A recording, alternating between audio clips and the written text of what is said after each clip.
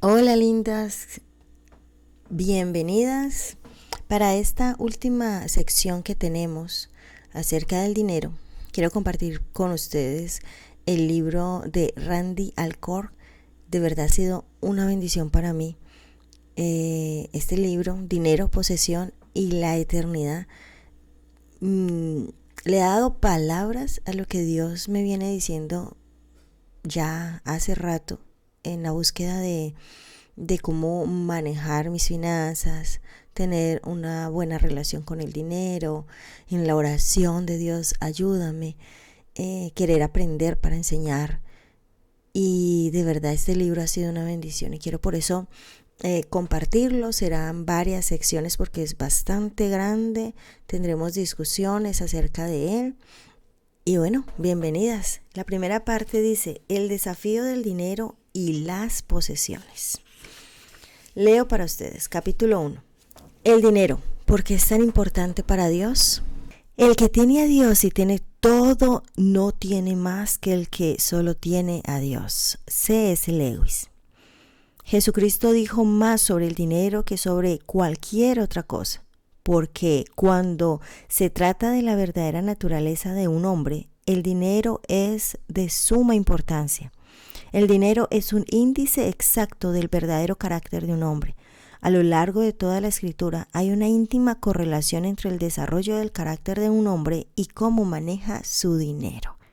Richard Halverson. Ahí queda como un comentario de enseñémoslo a nuestros hijos, mientras le vamos formando el carácter a tener un buen manejo del dinero. Todo eso que vamos a aprender es muy bueno que podamos pensar en ese hijo, en ese nieto, en esa persona que tenemos desde hace rato en nuestra agenda estratégica, en este desarrollo de la agenda estratégica. Hemos pensado en ella, hemos estado orando por ella, hemos hecho la tarea en torno a ella. Sí, esa persona. Si fuéramos los editores de la Biblia, nos veríamos tentados a recortar gran parte de lo que dice sobre el dinero y las posesiones. Cualquiera puede ver que dedica una cantidad desproporcionada de espacio al tema, ¿verdad? Cuando se trata del dinero y las posesiones, la Biblia es a veces redundante, a menudo extrema y en ocasiones chocante. Rechaza a muchos lectores, por lo que resulta difícil de vender en el mercado actual. Interfiere en nuestras vidas y comete el pecado imperdonable, nos hace sentir culpables. Si queremos evitar los sentimientos de culpa, nos obliga a inventar interpretaciones extravagantes para eludir su significado evidente. Si la Biblia se escribiera hoy y se juzgara por lo que dice sobre el dinero y las posesiones, nunca se publicaría. Si se publicara, los críticos la destrozarían sin piedad y no volvería a imprimirse. Acudimos a la Biblia en busca de consuelo, no de instrucción financiera. Si queremos saber algo sobre el dinero, es más fácil que tomemos el Wall Street Journal, las revistas Fortune o Forbes.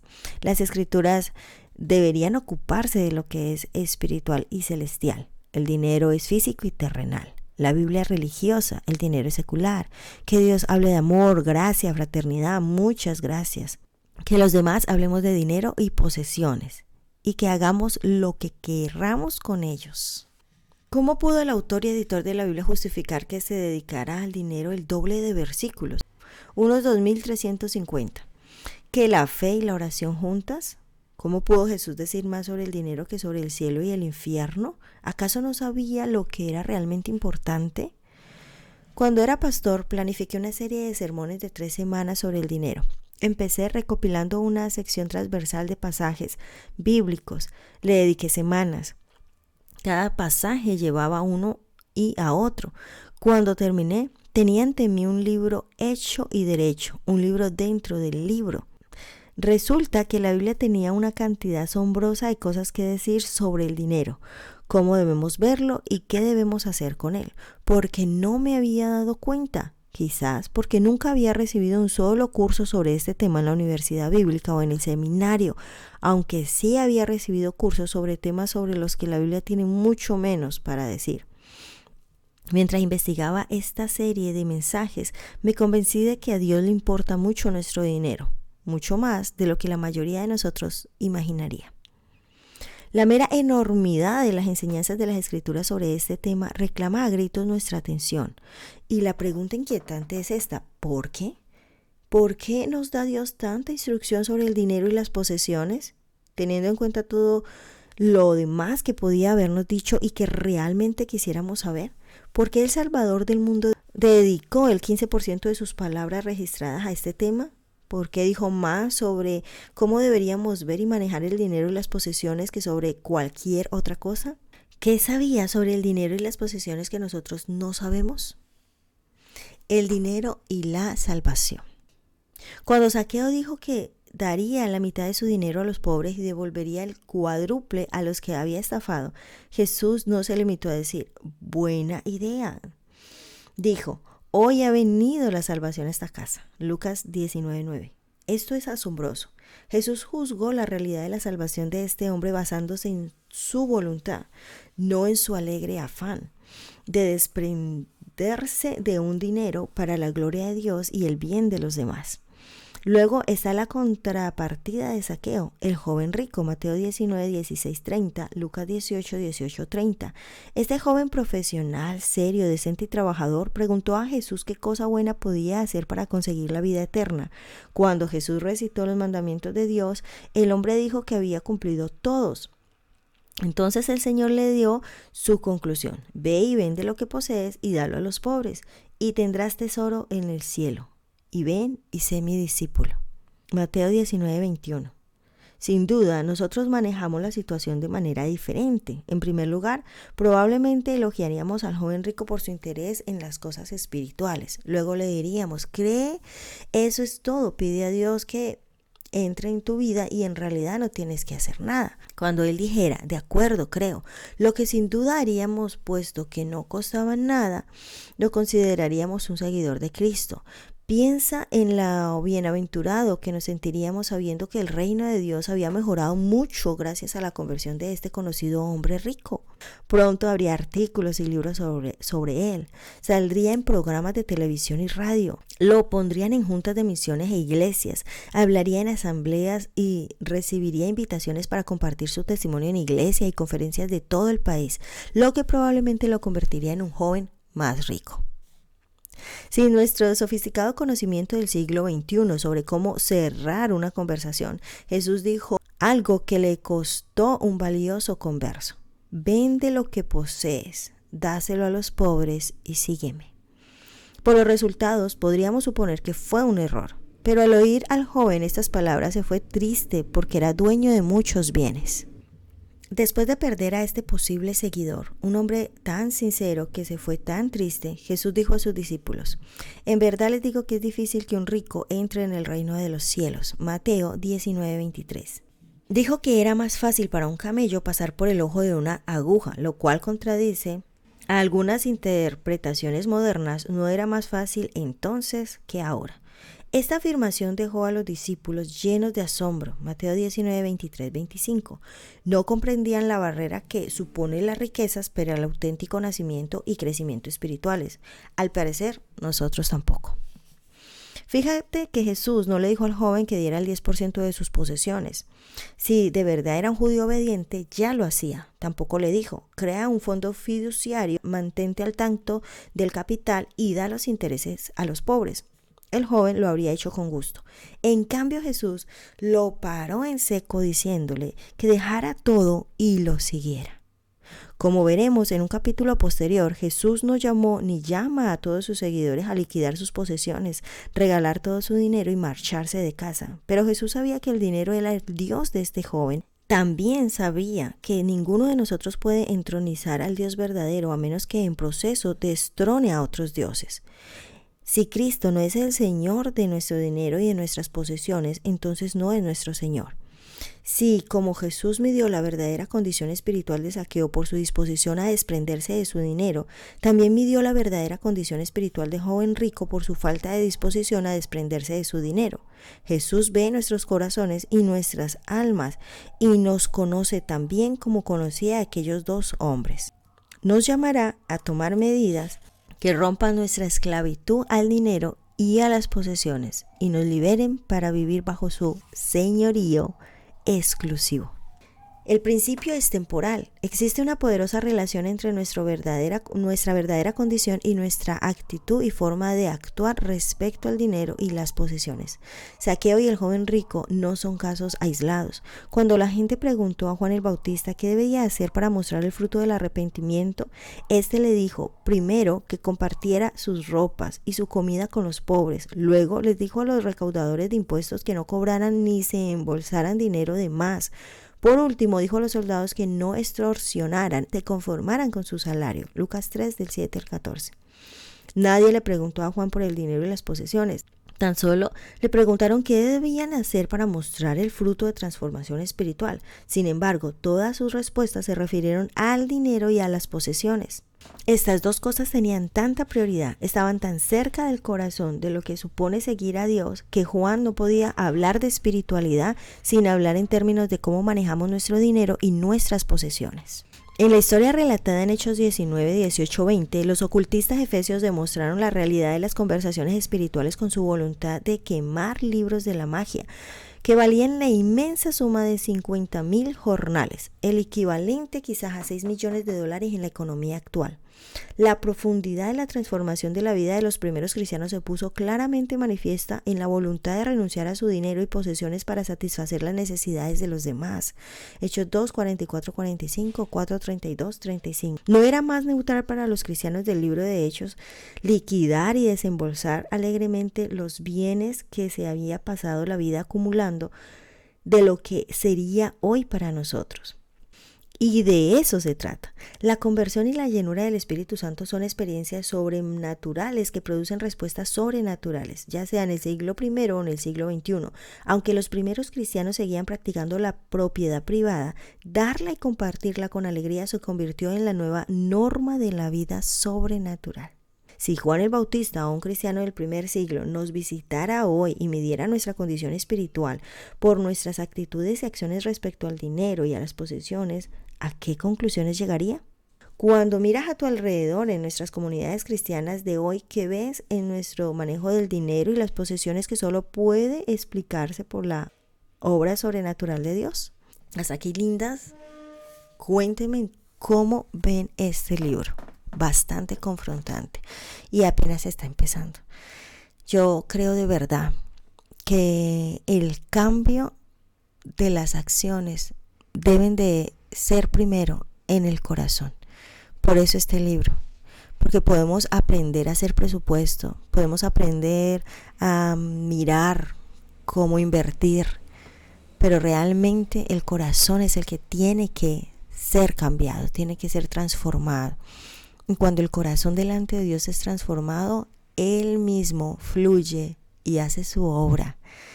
Es igual que en el Evangelio. Lo primero que hace Él es cambiar nuestro corazón, cambiar lo interior, y ya después va cambiando Él el exterior.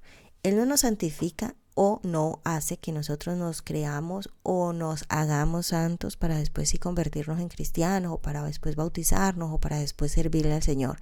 Él nos toma así de pecadores y de pecadoras y nos transforma, y después es que hace toda una vida nueva de nosotros. Nos enseña a vivir esa vida que ya nos regala. Así que es igual con el dinero. Nos transforma desde adentro. Y yo les pido que ustedes puedan reflexionar en esta primera parte. No he terminado ni siquiera el capítulo, pero para allí un momentico, reflexiona. Apunta allí en los comentarios cuáles son tus reflexiones en este momento. Y continuamos. Una mujer pobre y un hombre rico. Interpreta el papel de un consejero financiero. Hoy tienes dos citas. Primero, una mujer anciana y luego un hombre de mediana edad. El marido de la mujer murió hace 6 años. Ella dice, me queda tan solo $2. No tengo más dinero. Los armarios están vacíos. Estos $2 son solo lo que tengo para vivir, y sin embargo siento que Dios quiere que los ponga en la ofrenda. ¿Qué le parece? ¿Qué le diría? No siga leyendo hasta que lo piense. Probablemente diría algo como esto: es muy generoso de su parte, querida, pero Dios le dio sentido común. Él conoce su corazón, Él sabe que quiere dar, pero quiere que se cuides. Sabe que necesita comer. Seguro que Dios quiere que guarde esos $2 y compre comida para mañana. Quiere que sus necesidades estén cubiertas. No puedes esperar que te envíe comida del cielo ni renunciar al poco dinero que ya te ha proporcionado, ¿verdad? Dios quiere que hagamos lo que es más sensato. Tu siguiente cita es un agricultor exitoso, trabajador y de mediana edad cuya cosecha ha sido excelente. Te dice: estoy planeando derribar mis graneros para construir otros más grandes y de modo que pueda almacenar más cosechas y bienes y tener mucho ahorrado para el futuro. Entonces podré tomármelo con calma y jubilarme pronto y tal vez viajar y jugar golf. ¿Qué te parece? ¿Cuál es tu respuesta? Quizás algo así: me parece bien, has trabajado duro y el Señor te ha bendecido con tan buenas cosechas en tu negocio, tus cosechas y tu dinero. Sí, puedes ahorrar lo suficiente para cuidarte el resto de tu vida. Adelante, quizás algún día yo pueda hacer lo mismo que tú. ¿No parece razonable nuestros consejos a esta pobre viuda y a este hombre rico? Pero ¿qué diría Dios? No necesitamos especular. Las Escrituras nos lo dicen exactamente. En Marcos 12 nos encontramos con esta viuda pobre que puso 2 monedas pequeñas de cobre en la caja de ofrendas del templo. Era lo único que tenía. Jesús reunió a sus discípulos para darles una lección. Cuestionó la sabiduría de la mujer. Le dijo que debería haber sido más sensata y no entregar los últimos recursos que le quedaban. No. La elogió sin reservas. En verdad les digo que esta viuda pobre echó más que todos los contribuyentes del tesoro, porque todos echaban de lo que les sobraba, pero ella de su pobreza echó todo lo que poseía, todo lo que tenía para vivir. Marcos 12, 43, 44. Jesús consideró sabia a aquella mujer. La puso como ejemplo a seguir para sus discípulos. Consagró su ejemplo en la palabra de Dios para que las generaciones futuras pudieran emular su fe y su generosidad sacrificada. Y sin embargo, si hubiera acudido a nosotros en busca de consejo, habríamos intentado disuadirla de aquello por lo que Jesús la elogió. En Lucas 12 nos encontramos con un hombre rico. No se nos dice que tuviera una riqueza deshonesta ni que fuera religioso. Probablemente asistía semanalmente a la sinagoga, visitaba el templo 3 veces al año, diezmaba y oraba como hacía la mayoría de los judíos. Trabajó diligentemente para construirse su negocio. Ahora, como cualquier hombre de negocios, quería expandirse construyendo graneros más grandes. Su propósito era acumular riqueza suficiente para jubilarse pronto y pasarla bien. Parece el sueño americano, ¿verdad? ¿Qué le dijo Jesús a este hombre? Necio, esta misma noche se reclama tu alma. ¿Y ahora? ¿Para quién será lo que has provisto? Y Jesús añadió: así es el que acumula tesoro para sí y no es rico para con Dios. Lucas 12, 20, 21. Jesús, según nuestros criterios, tanto fuera como por dentro de la iglesia, las acciones de la viuda parecen insensatas y las del rico sabias. Pero Dios, que conoce el corazón de ambos y ve desde la eternidad, considera a la mujer pobre eternamente sabia y al rico eternamente insensato. Esto demuestra que nuestras creencias sobre el dinero no solo son radicalmente distintas a las de Dios, sino diametralmente opuestas a ellas. Si nos tomamos en serio estos pasajes, deberíamos hacernos algunas preguntas de sondeo. ¿Quiénes aparecen con más frecuencia en las revistas y tertulias cristianas? ¿Las viudas pobres o los ricos insensatos? Dios mío. ¿Quién es más estimado en la mayoría de las iglesias? ¿Quién suele formar parte de nuestras juntas directivas y determinar la dirección de nuestros ministerios? Hoy en día no tenemos escasez de viudas pobres y un excedente de ricos insensatos. El estudio de Zaqueo, el joven rico, la viuda pobre, el rico insensato y muchos otros personajes bíblicos demuestran que nuestro manejo del dinero es una prueba de fuego de nuestro verdadero carácter. Es un índice de nuestra vida espiritual. La administración de nuestro dinero y nuestras posesiones se convierten en la historia de nuestras vidas. Lindas, quédense con esa frase. Si esto es cierto para todas las personas de todas las épocas, ¿no tiene una implicación especial para nosotros? Que vivimos en una sociedad en la que casi todo el mundo disfruta de comodidades y conveniencias con las que el rey Salomón nunca soñó. Que vivimos en un país en el que el nivel de pobreza supera el nivel de vida medio de casi todas las demás sociedades de la historia de la humanidad, pasadas o presentes. Tomemos, por ejemplo, a un hombre o una mujer que trabaja de 25 a 65 años y gana solo $25 al año. Olvida por el momento el enorme valor adicional de las prestaciones sanitarias, de la jubilación, de los intereses, los aumentos de sueldo y otras fuentes de ingresos, como las herencias, la seguridad social.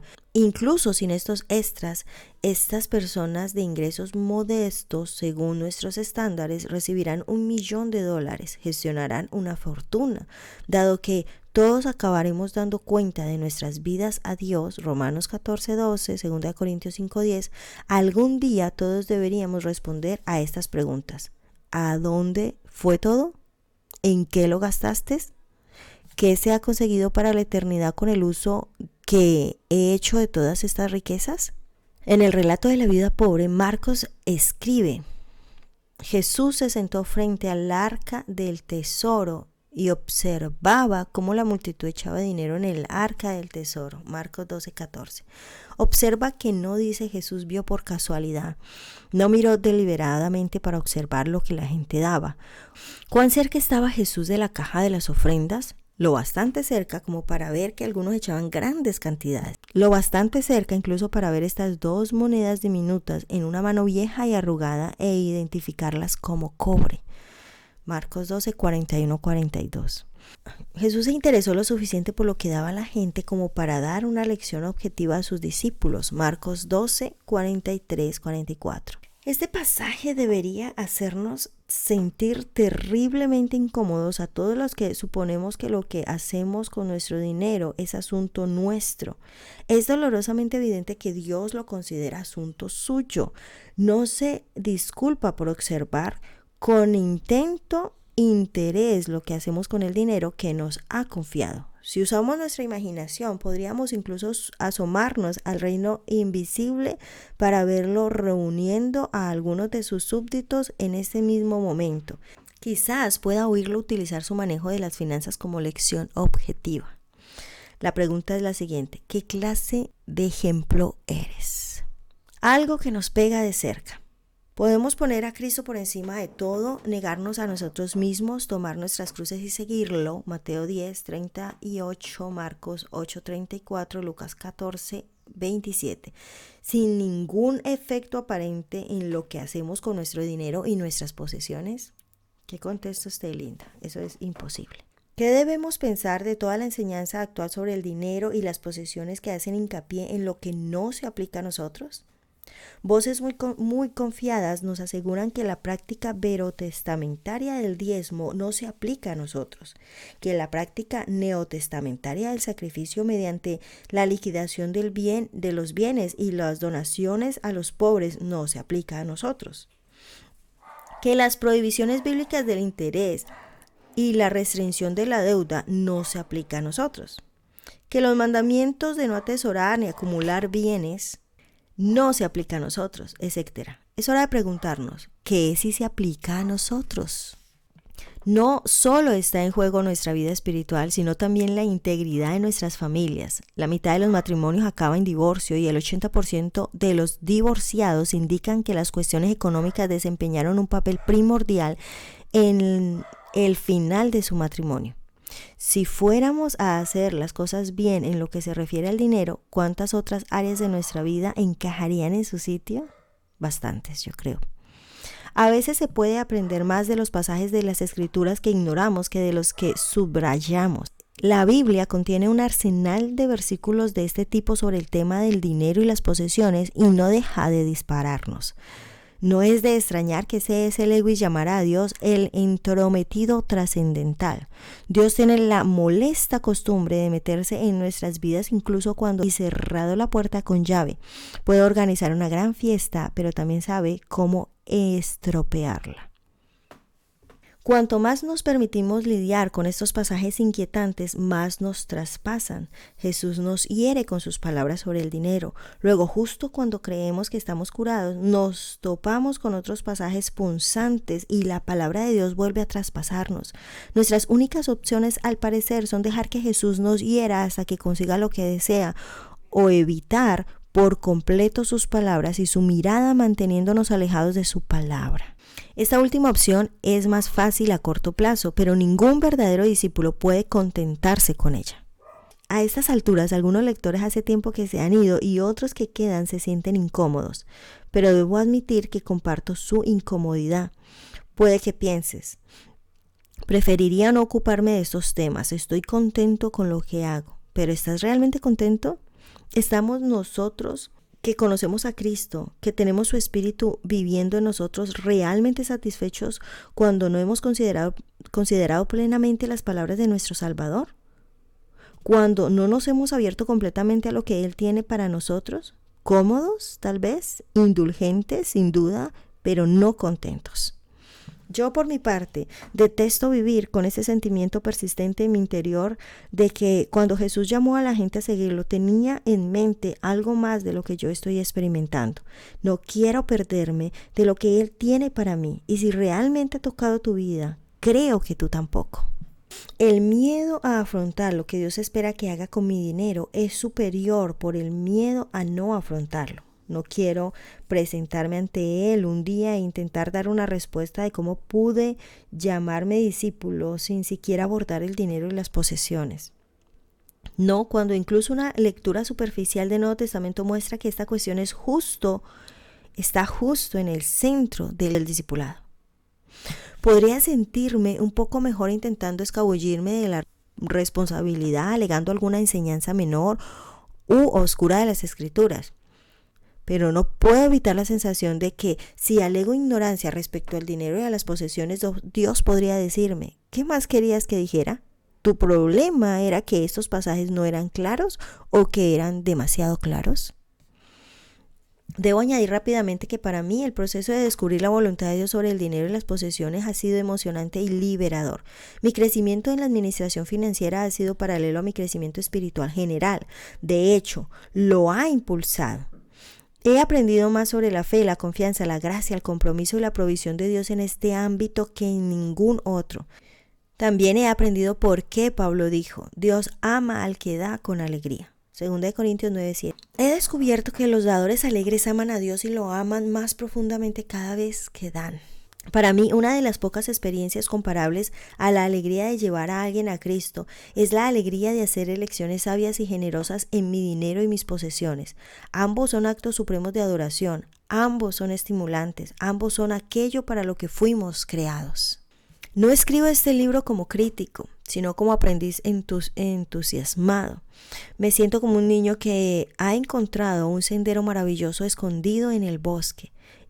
Innumerables otros han ido antes y han abierto el camino, pero para el niño está nuevo y fresco como si nunca se hubiese recorrido. El niño está invariablemente ansioso porque los demás se unan a la gran aventura. Es algo que solo puede comprenderse mediante la experiencia real. Quienes hayan iniciado el viaje y desde luego quienes hayan llegado más lejos que yo comprenderán fácilmente lo que digo. Mi esperanza es que, aunque haya llegado a este libro como espectador, lo termine como participante. Oro para que te unas a una multitud de pueblo de Dios, pasado y presente, y no te limites a hablar de la gracia de Dios, sino que la experimentes en lo más profundo de tu corazón. Mi trasfondo y mi perspectiva. No soy asesor financiero y este no es un libro típico de dinero. Durante 14 años fui pastor. Durante los últimos 30 años he sido director de un ministerio. Mi formación no es económica, inversiones ni contabilidad. Es en estudio bíblico, teología, enseñanza, asesoramiento bíblico y escritura. Escribí este libro porque he descubierto que la Biblia, mis interacciones con los demás y mi experiencia personal hablan con una sola voz para afirmar algo profundo y revolucionario. Confirman lo que el más grande teólogo, maestro y consejero sabía demasiado bien, que la cuestión del dinero y las posesiones están en el corazón mismo de la vida cristiana. Como vemos, nuestro dinero y nuestras posesiones es de suma importancia. Lo que hagamos con nuestro dinero, y elijo estas palabras deliberadamente, influirán en el curso mismo de la eternidad. Mi estudio de este tema ha forzado la realidad de que fuimos hechos solo para una persona y un lugar. Jesús es la persona y el cielo es el lugar. Nuestro propósito debe impregnar nuestro enfoque del dinero. Si es así, se abrirá la puerta de un discipulado cristiano estimulante, en el que seguir a Cristo no es un mero cliché reconfortante, pero sin sentido, sino una realidad electrizante que cambiará la vida.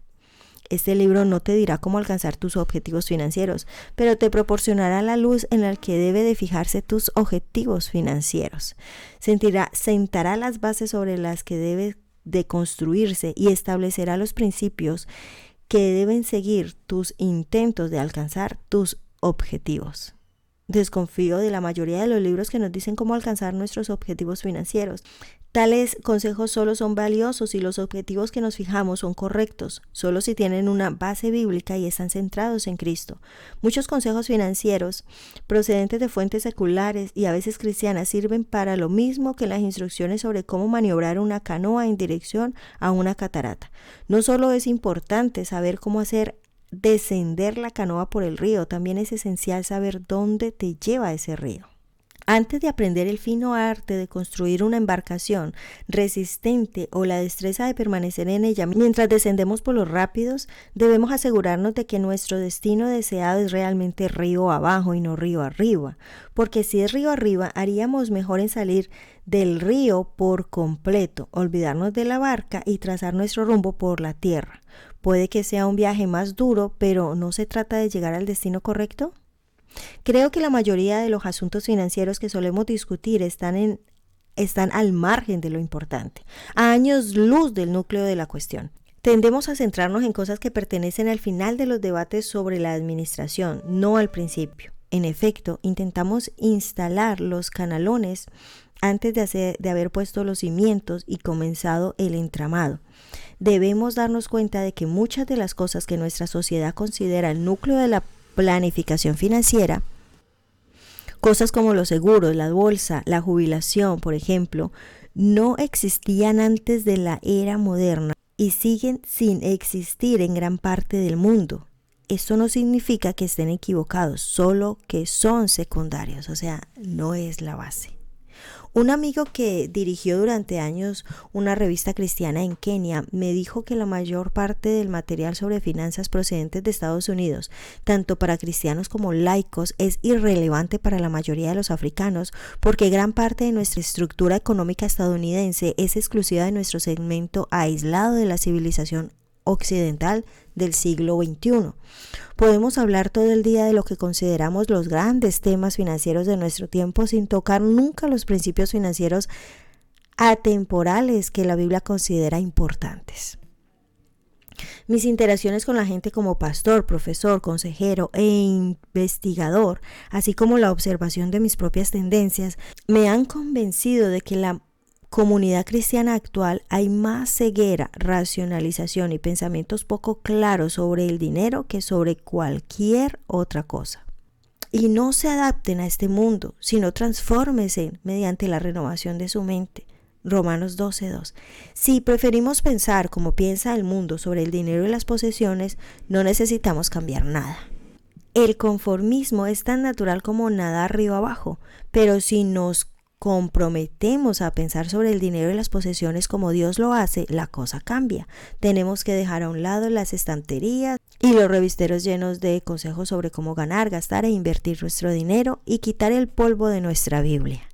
La Biblia es el único libro digno del título elegido por un popular asesor financiero para su propio libro, la única guía de inversión que necesitamos jamás.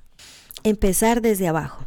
Para construir los cimientos adecuados debemos comprender las siguientes cosas sobre el dinero. ¿Qué es? Es más que monedas y divisas. ¿De quién es? ¿Cómo lo ve Dios? Su uso potencial para dos reinos diferentes. De estas 4 cuestiones trata este libro. Te sorprenderá descubrir que varios capítulos no tratan exclusivamente del dinero, sino que abordan cuestiones más amplias de para la eternidad y cómo se relaciona con nuestro dinero. Creo que este es el principal ingrediente que falta en la mayoría de los libros cristianos sobre finanzas. Cuando consideramos el dinero solo como dinero y no a la luz del impacto de la eternidad, nos alejamos con una visión turbia y miope que da lugar a decisiones financieras y estilos de vida turbios y miopes. Por eso, el tema central de este libro no son los seguros, sino la seguridad. No las carreteras de valores, sino los valores. No los fideicomisos, sino la confianza. No los créditos, sino nuestro crédito como personas. No los bienes raíces, sino nuestras raíces reales. En estas páginas no encontrarás cálculos de patrimonio neto que confundiríamos fácilmente con los cálculos de autoestima. Pero verás cómo Dios mide el valor de tu vida sobre otra base. Aquí no aprenderás sobre los peligros de la inflación, pero verás los peligros de un enemigo mucho más verdadero de la administración financiera, un león que pretende devorarnos. No encontrarás en este libro consejos sobre la planificación fiscal, dónde colocar tu cuenta de jubilación o si conviene tratar un seguro a plazo o de vida entera. Hay un lugar para esas cosas, pero solo después de una mirada atenta y cuidadosa de lo que Dios tiene para decir sobre el dinero. En estas páginas no encontrarás hojas de presupuesto, listas de gastos, ni números de teléfonos que te ayuden a hacer un pedido de lingotes de oro, pero encontrarás muchas ayudas prácticas que se relacionan directamente con principios bíblicos. Estas incluyen aplicaciones tan variadas como transferir la propiedad a Dios, elegir un estilo de vida estratégico, evaluar las técnicas de recaudación de fondos del ministerio y examinar el papel del cristiano en el marketing multinivel. Encontrarás un análisis del materialismo religioso y de los escándalos que ha generado, así como una crítica de la doctrina cristiana de la prosperidad, el evangelio de la salud y la riqueza que tan ampliamente se ha adoptado.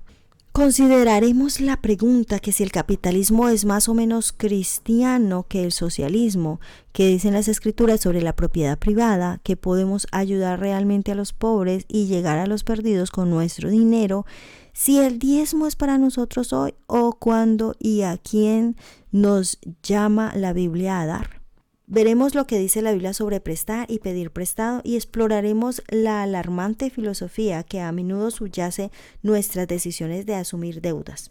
Examinaremos las implicaciones del uso de las tarjetas de crédito para los cristianos y la deuda hipotecaria para las iglesias. Abordaremos la verdadera satisfacción y cómo mantener centrada nuestras necesidades en una economía basada en deseos. Y descubriremos algunos de los mitos más persistentes sobre el gasto que nos permite racionalizar una mala administración financiera. Discutiremos la importancia de un consejo sabio, si es correcto tener ciertos tipos de seguros y si es apropiado que los cristianos arriesguen dinero en inversiones. Examinaremos la diferencia entre los mandatos de las escrituras de ahorrar y sus advertencias contra la acumulación. También estudiaremos la administración de nuestro dinero y posesiones al morir, qué debemos dejar a nuestros hijos y qué no, y qué, hablando de nuestros hijos, cómo podemos educar para que vean el dinero y las posesiones como instrumento de valor eterno y no como sustitutos. ¿Qué medidas prácticas podemos tomar los padres para criar administradores financieros sabios y generosos en lugar de materialistas egoístas?